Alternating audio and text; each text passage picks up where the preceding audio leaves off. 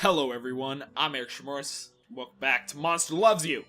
You remember, last episode, I finished the game Universal Prosperity, monsters, humans, loving each other. This episode, I'm gonna start my quest toward the exact opposite. Monsters and humans hating each other. Probably a war. I mean, there's so many different endings, so I don't know exactly which one I'm gonna get, but I might try to get the one where monsters kill humans, which I'm wondering. See, the thing is, I don't know whether I need to get both of them down to 0%, like get monsters and humans to hate each other, or if I need to get or if I could get humans to love monsters and then monsters to hate humans and then, trick them. Maybe. We'll see. But, I'm gonna start from the beginning. And this is going to be the last playthrough. I think I'm only going to do these two, and then I'm going to move on to something else. But I had so much fun with the first playthrough, and it was only 4 episodes. I feel like I need to do it again. Help me begin your story. How does it go again? Long ago, deep in the forest, monsters called the Whale Mist. That's right, long ago, nestled in the heart of the forest, was the monster village of Omen. You are born from slime that holds the memory of monsters known for actions and attitude. Well, I gotta go with actions and attitude, because, I'm going for ferocity. I think ferocity, bravery with a little bit of cleverness, mostly. Honesty and kindness, fuck it. Who needs it? You're not awake yet. But soon, your first eye will... Although I should probably get some honesty and kindness just in case because of the elder thing. You're not awake yet, but soon your first eye will open. Your simple dreams give away a dream of fighting and eating and screaming, facing frightening enemies unafraid, protecting innocent monsters from harm. Well, fighting and eating and screaming. Ferocity +9. That's more ferocity than I had the entire time I was playing the other game, I think. No, I had 12%.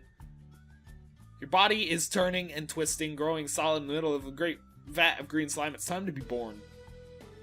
Be born. You wake in the searing season when the sun shines strongly overhead. Onward! Your eye is open, you are a morsel just barely born, you are floating in the spawning vat, dozens of other morsels are exploring, flailing, and stealing food from each other. Try to swim, stretch your squishy arms. Try to swim. Another morsel swims toward you, it opens its mouth, and to show a set of small teeth, it bites you. I swim away from the toothy morsel. What? That is intolerable. Stop that biting. You yell at it to stop biting. You pause. Unable to believe that another morsel is trying to eat you. After a moment, you snap out of it and start to move again. Resist it, kill it, or unite other morsels to repel the attack. Well, obviously I gotta go with kill it. Duh. Grr, you rip into the violent morsel. It has fangs, but you have claws. Keep fighting, rawr! First snarl. Excellent. When the fight is over, you're chewing on the other morsel's eye, which is all that remains. Serve that morsel right. Splash, flutter, splish, splish. I did read that right. Splish. Squeak. Another morsel is too weak to swim properly. It's sinking toward the bottom of the spawning vat. Ignore it and swim on. Too bad these things happen. Oh no, that's terrible. Too bad these things happen. You watch the half-formed baby monster slip beneath the surface as it begins to break apart. Swim down and take a bite out of the weakling. Confront the harsh reality of death and watch it die. Comfort the dying morsel. I feel like that one's slightly crazy. I kind of want to do that. Honesty. I didn't think that would raise my honesty, but alright. Gaze unblinking as the little morsel dies, and the weakling's limbs stick to slimy clumps on the bottom. Then tear away from its body. Continue to observe. Little morsel's mouth forms a terrified toothless O, and then splits in 3 directions, forming the center of the fault lines that destroy its torso and head. Don't look away. The last you see of the morsel is its eye, which, now without a lid, floats there. Seeming to stare right back at you, then it dissolves into sludge. The sludge dissolves into nothing. We all have to go sometime. Oh, that's disturbing. Grow too big for the spawning vat, you must move on to the next stage of life and become a monsterling. Got any advice? Yep, I got it. Adventure! Spider! Something is scurrying along the walls and the ceiling and the floor. Spiders are as big and round as plates. They're swarming into the cave. You can't tell if they're friend or foe. Confront them, stay between them and the other monsterlings. Throw blots at them as a sacrifice. Confront them. One does not simply walk into plate spiders. How will you approach them? Rush to meet them, ask them what they want. Rush to meet them. Bravery, 15. You spring forward, claws bared and ready for anything. The spiders halt as one, looking at you with many eyes, then turn and leave the cave. Awesome, that was pointless. Wolf! Suddenly a fox. Oh, that was not a picture of a fox, but alright. Fox runs into a cave. It yips, looks over its shoulder, and runs behind a big rock. Is that snarling and growling outside as well? Oh, got it! There are wolves! I just didn't wait. Judging by the commotion, yes, there's a pack of wolves in hot pursuit. They seem reluctant to come into a cave full of monsters, even little ones like you. Run out and attack the wolves. Nash and Sickle join you when they realize what you're doing. They love a good scrap. The three of you hit the wolves like three forks of a slimy lightning bolt. Let the wolves escape alive. Kill at least one. Gotta kill at least one. You, Sickle, and Nash to have a delicious meal. The fear makes wolf flesh taste even better. When you return to the cave, the fox is long gone. Snake. What's that noise from the spawning vat? Go and see. Rush over. A big snake is eating helpless morsels. They moan and cry, but it doesn't stop. What? Bring it on, snake! I didn't even read the other answers. I just knew that would raise my ferocity. You puff yourself up and approach the snake. It glances at you, then swallows another morsel whole. Stand between the snake and the morsels. Hey, snake, you're what's for dinner! Fear, not here, wrestle the snake away from the vat. I feel like that one's gonna do bravery, but that one might also do kindness. Let's do that. Bravery! Awesome, I need bravery. When the snake sees your claws, and it turns and slithers away, calm the terrified morsels, which would raise kindness, or chase the snake, which raise ferocity more. Awesome. Pursue the snake into the street, older monsters stop and stares, two of you slither and scuttle around them. Gonna get you, snake, gonna get you good! Snake past more ferocity. It's through the gates of Omen and into the forest, but it never goes out of your sight. You won't escape. More ferocity! God damn it! It doesn't. You leap forward with the last of your strength, sink in your claws, and bite off its head. Drag the body back to the brood cave, leave the body as a warning to the other snakes. Oh god. Cleverness and respect! This is the earliest I've ever gotten respect! That's awesome!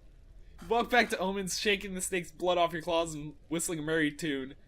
An older monster nods with approval as you walk along the main street to the brood cave. That's freaking awesome! That is amazing! That is the soonest I got. I didn't get respect until after I was already an adult, I believe. Or when I turned into an adult, I got respect. The first time last game. I've never gotten respect this early before. Question marks. Smark sits quietly by himself in the... oh no. That's a different name, but I guess Nash. I guess it must randomly generate the names? Because I think this was, Gobclaws before. Unless this is supposed to be a completely different one.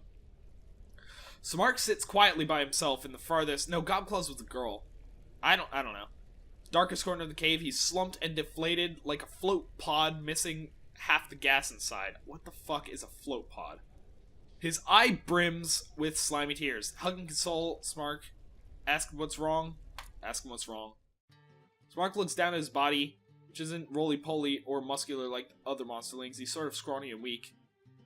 Look him over, tell Smark to be straight up with him. Look him over. He's lizard-like, but whatever. I don't care. Be straight up with him. Honesty. Maybe we can now, Smark. That's going to change. Just a few more days and you can start changing, like we all will, and then you can hunt. I was kind and honest, but I don't really think there was a way to change that. Aw, fight! Gotta go for it. Blisstree climbs on top of the lichen pile. She refuses to let any other monsterling eat, proclaiming herself ruler of the lichen pile. Is that lichen? Lichen? It's charged at Blisstree. She's an idiot. Find an elder. Destabilize the pile. Gang up on her. Charge at Blisstree. Charge at Blisstree like a whirling ball of claws.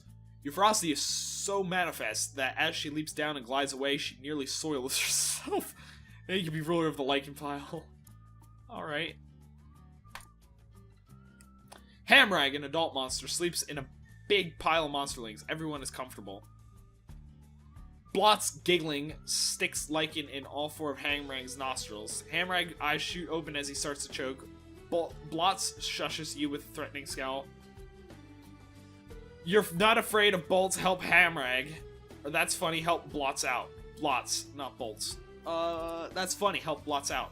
Jab a stick into it on a Hamrag, and there's explosion of snout snot. What the freak am I saying? All the monsterlings are covered. Disgusting. Hamrag, who did this? Punches the cave wall, shattering stone without even using his claws. Who did this? Who plugged me up? Let blots take the fall. Aw. Starts to protest, but Hamrag jumps up and down on him, splattering him into slime claws and fur. He'll be alright, won't he? As Blots slowly pulls himself together. Hamrag delivers a lecture on pranks, and I just snore. He still has some liking in his nostrils, and you have to work very hard not to laugh at him. So, probably should have gone the other way with that one. Gobclaws. Okay, there's Gobclaws, so I'm not crazy. Pulls you into the side tunnel. There's something under here, she says, pointing to a huge pile of bat guano. Will you help me dig it out? Sure. Ah! Something solid under the poop. Get Stinky and beat Gobclaws to whatever it is. Yeah. Bravery, but I lost kindness. I wanted bravery, though. Cover several animal skulls, a very surprised snake, and youch! A tiny little metal blade. It's a tiny human knife. Ooh, show it to Gobclaws. Keep it a secret. Gobclaws doesn't need to know. Show it. Raise my honesty and kindness since I kind of lost them. Gobclaws cuts herself on the blade as soon as she touches it. She runs off, still holding it, to tell Elder Marinus. Hey, come back here! Let me catch up to her. Gobclaws is giving a knife to Marinus. She says, it's good that you brought this to me. Human artifacts are very dangerous. So, I need cleverness. I'm not clever at all. Hamrag, an older monster, brings a big sack full of squirming rats into the cave. As he heads to the spawning bracket, he trips and the rats spill out on the floor. Help some escape. Help Hamrag catch them. You race this way and that, catching rats and tossing them into Hamrag's bag. He pats you on the back. Accept the praise. Oh! Oh!